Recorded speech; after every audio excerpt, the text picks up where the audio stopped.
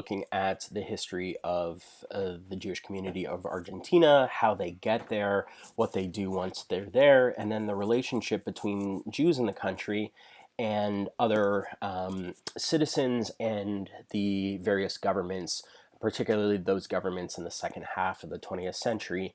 And as we see in Argentina, like much of Latin America, there's a lot of political turmoil in the second half of the 20th century, as there are various tensions, whether it is political tensions through the Cold War, or if it's, as we get into the 1980s and 90s, some of the issues around drug trafficking within Latin America. That's created a lot of tensions within those governments. Argentina hasn't seen that. It's been one of the most stable countries in South America specifically, but it's had some of the issues of corruption that we've seen throughout South America. So let's have a look at what that actually looks like. When we're talking about the Jews of Argentina, we're talking about historically two different communities, just like in Europe itself. And there are the Sephardi Jews who arrived there early on. They're there with some of the first European settlers in what becomes Argentina. A lot of them are representing the Netherlands and Dutch interests. And they typically come as traders from the 1500s, 1600s, 1700s, settling in very small groups, with more settling permanently in the 1800s. Some of the Jews that had been converted in Spain or in Portugal, and who live as Christians outwardly, some of them are able to return to Judaism in Latin America, and so the Jewish community will increase in size over time. As you can see, the Sephardi Jews in South America will operate in smaller groups. They'll focus more on culture, on regions, and that'll be different than the Ashkenazim who come later, typically because of persecution, less for economic reasons. And the Ashkenazim will keep to themselves quite a bit more, right? So they have a corporate style system, which means that they have like a kehillah, where it's essentially a semi-autonomous Jewish entity that leads the Jewish community. And a lot of the politics that we see among the Ashkenazim in Argentina are very similar to what we see in Europe at this time. So very quickly, we can take a look at the population of Argentina's Jews over history. I just want to give attribution. This was done by Doctora. I've borrowed this slide with her from a presentation that she made. And it's just really nicely laid out. So you can see that as the modern state of Argentina develops, there are really only a few Jews. It's a very small population. That by the end of the 1800s, there are only 1,500 Jews. And at that point, most are Ashkenazi. So that meant that the Sephardi Jewish population in the 1700s, 1800s, it was quite small. And you'll slowly see Jews from Europe trickling in over the 1800s, but Ashkenazi Jews, Eastern European Jews, come in waves after 1881. This is the year of the pogroms in the Pale of Settlement in the Tsarist Empire, so the Russian Empire, and this leads to global Jewish migration, primarily to the United States, but many of these Ashkenazi Jews also will go to South America. So you can see that these numbers will grow over time, with the years following pogroms like 1906, seeing more Jews coming at that time. Just a very brief mention, in 1889, we have one of the first major migrations of Eastern European Jews on the vessel called the Weser, or the Weser, from the town of Kamenets Podolsk, in the Ukraine today. And so of these 120 families, I believe Doctora's family was among them. So they've been in Argentina for quite some time. You can see that after, right around the war, Argentina will take in the largest number of Jews that it does. So in the range of 20,000 Jews. But of course, this is still a fairly small number, and there is an immigration ban passed in 1935. That ban will remain even after the war, but eventually Jews will be let in somewhat small numbers. But by the 1960s, Argentina reaches a high of 320,000 Jews, and roughly within the last few years, that number has gone down to 181,000. And that's for various reasons. People find new opportunities outside the country. They go to get away from economic or political issues. They go for more opportunity. Some of them go to Israel. So they go for various reasons.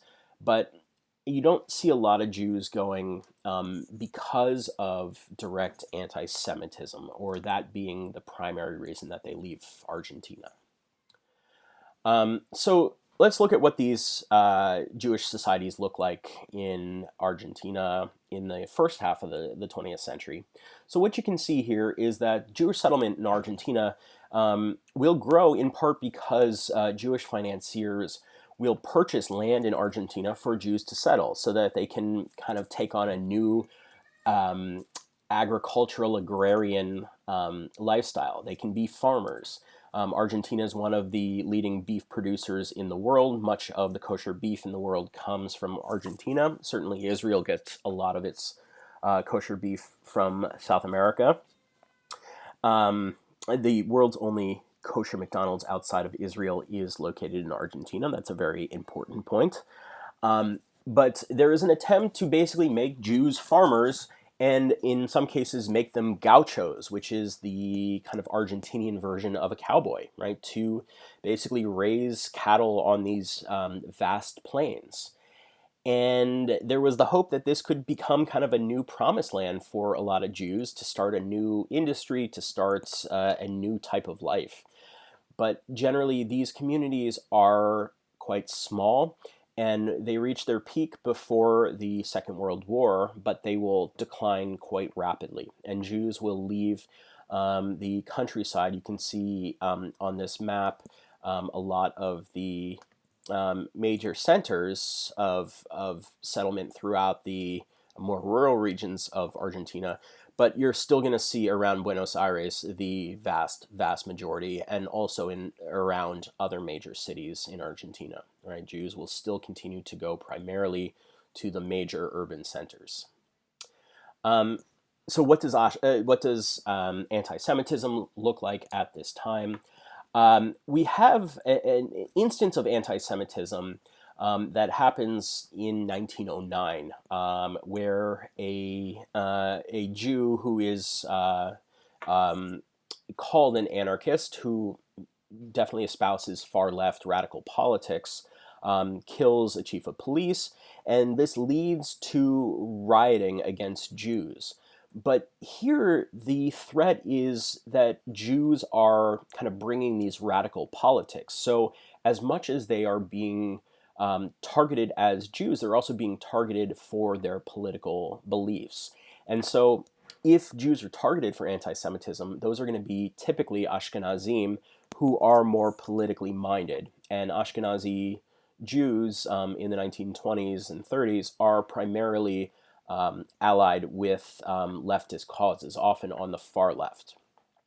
In the case of gauchos, there are Jews who are killed by other gauchos, but this is generally typical of the kind of violence that you see between gauchos. So we can't say that this is necessarily anti-Semitic in nature. And generally, as there's the sense that there's more of a political threat from leftist forces, especially after the Communist Revolution in 1917, then there is going to be more anti-Semitism in Argentina because of the link between, or the supposed link between Jews and communism or radical politics. So Jews often become associated with the left, and it's the left generally that is persecuted, or that receives some of this hatred throughout Argentine society. The really complicated figure for us in studying Argentina is Juan Perón, who you can see is um, a massive figure in the history of Argentina. Certainly in post-war Argentina, there is a Broadway musical, Evita, about his wife or uh, one of his wives who passes away, and is quite inspirational to Argentine society. But as a whole, Perón is quite complex. It's not clear exactly how he feels about the Jewish community, but I've quoted here from a scholar of Latin American Jewish history who said, quote, having endured a wave of anti-Semitic violence, which lasted from 1943 until late 1947, Argentina's Jewish community confronted a greater challenge in Juan Perón's politics. Perón did not, however, attempt to control the community. The Organización Israelita Argentina, a Jewish Peronist organization, functioned primarily to demonstrate public harmony between Perón and the Jews.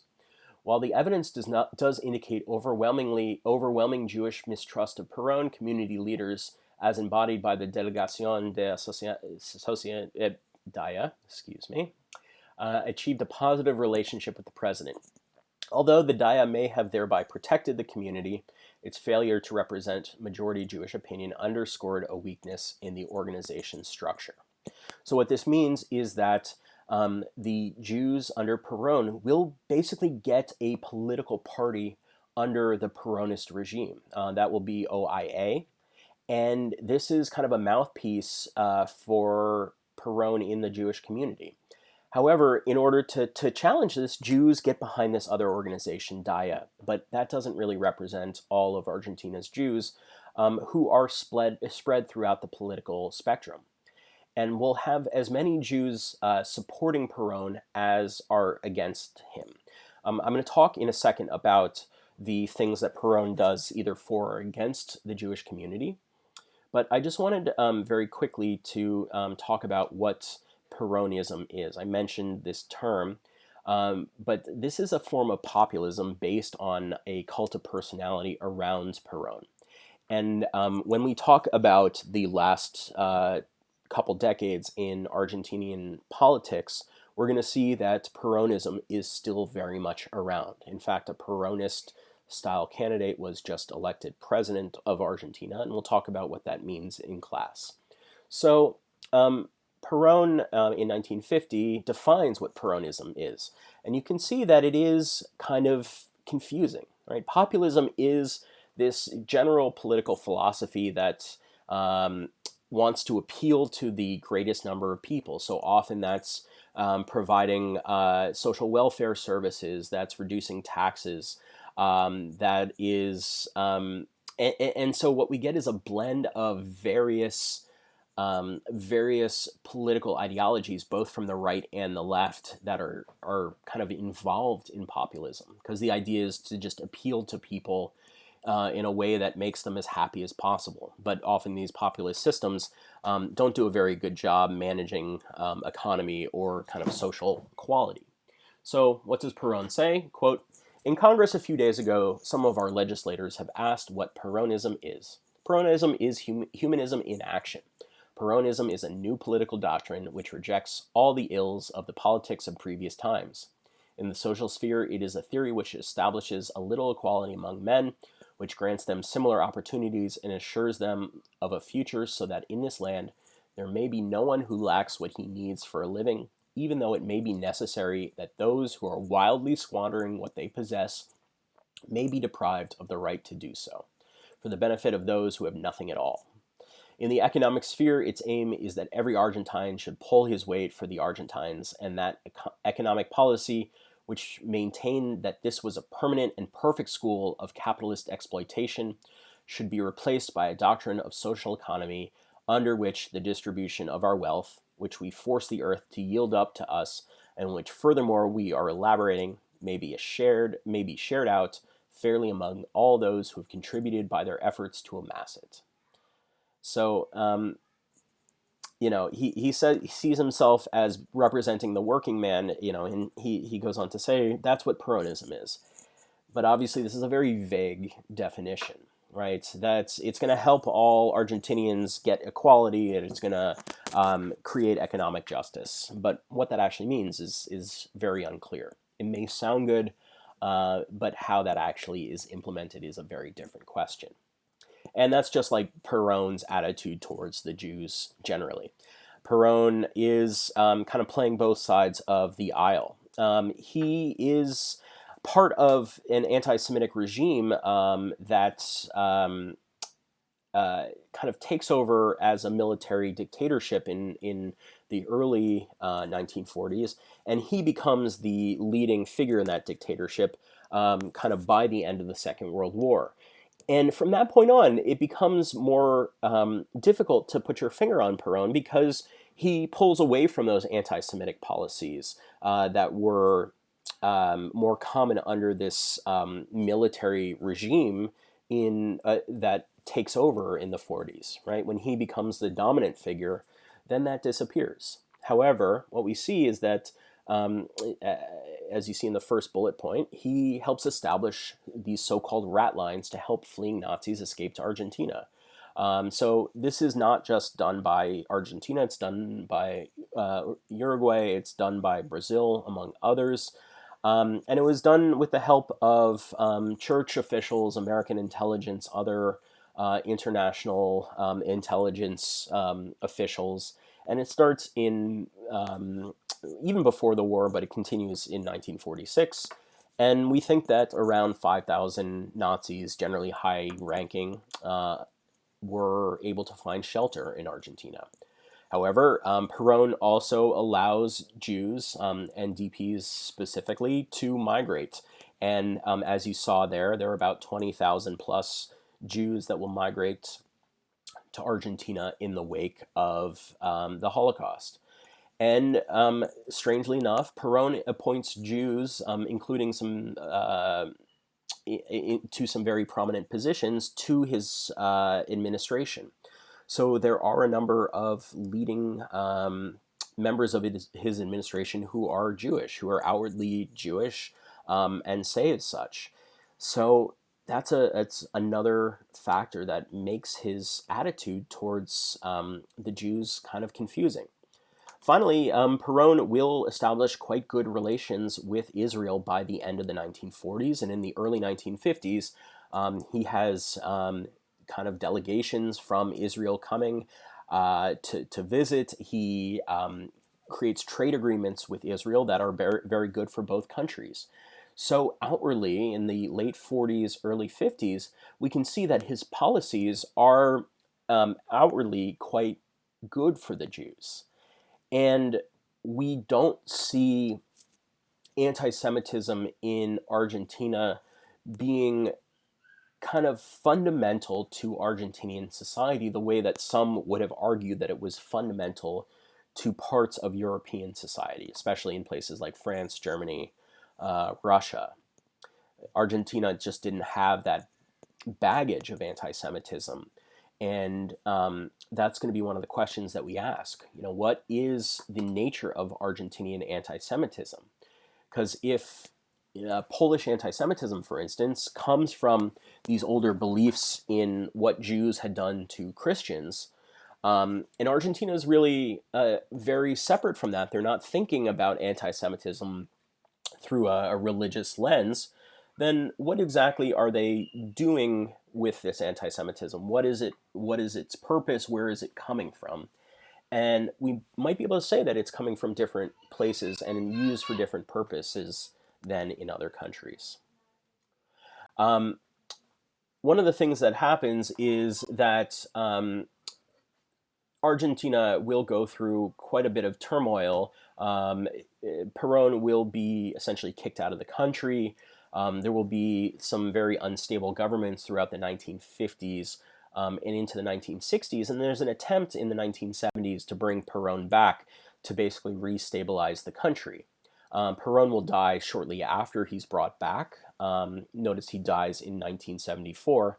And what we have shortly after is the implementation of a new military regime in Argentina. In South America, we generally call these juntas, Junta, and that's really what this was. It's called officially this period gives the government the name the National Reorganization Process. But what happens is that there's a military dictatorship in the wake of Perón's death that will crack down on um, elements of Argentinian society that are deemed threatening to the new government.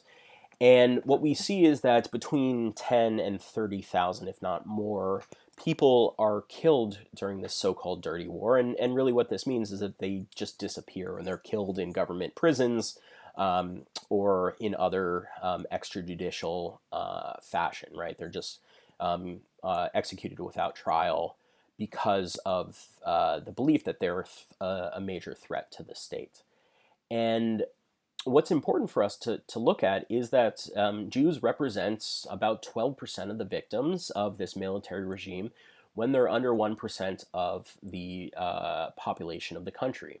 So between 1,300 and 3,000 something Jews were killed during this period.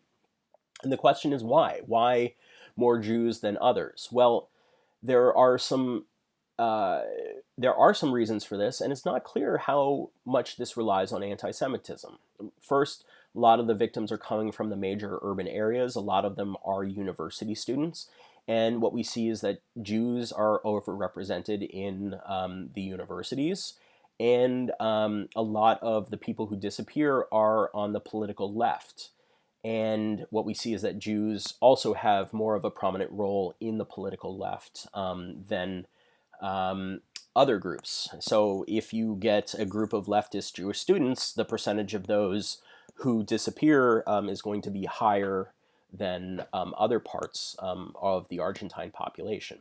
So whether this is because they are Jewish or it's because they're Jewish and politically on the left, or if it's just that they're more politically on the left, that is a very hard question, and I think it does depend case to case in terms of who is actually persecuting and capturing these people. One of the more famous people who is disappeared, as the term is coined during this period, is a man named Jacobo Timmerman, who is a Jewish journalist who is kind of forced to confess as he's disappeared, but because he's prominent, his release is able to be secured by the late 70s, and he'll go on to Israel. I think he'll live in the United States. So there is some knowledge of what actually happens. There's, in fact, a feature film made about his experiences based on his memoirs that stars the actor in Jaws, Roy Schneider. But his family is going to be quite interesting for Argentinian politics because the current president or the current regime in Argentina, which, as I've said, is Peronist, or it calls itself Peronist, Jacobo Timmerman's son, Hector Timmerman, who just recently passed away, was a very prominent member of this Peronist government. And that government itself has been accused of anti-Semitism. So things are going to become more complex in terms of talking about anti-Semitism in Argentina and what this anti-Semitism actually means. Because the 1980s, things sort of settled down for Argentinian Jews. But what we're going to see is that as things change in the Middle East, the situation will get worse. And in the 1990s, as Iranian-backed terrorist organizations are finding it harder to operate in the Middle East, they will turn to the Western Hemisphere. And we will see kind of Hezbollah-linked terrorists. So Hezbollah is a terror organization in Lebanon that is funded and backed by Iran. So people aligned with Hezbollah and Iran will carry out two horrific bombings in the 1990s. And that's really going to put an additional layer of complexity into the question of anti-Semitism in Argentina. And so we're going to be discussing that and the ramifications of that bombing, of those bombings, specifically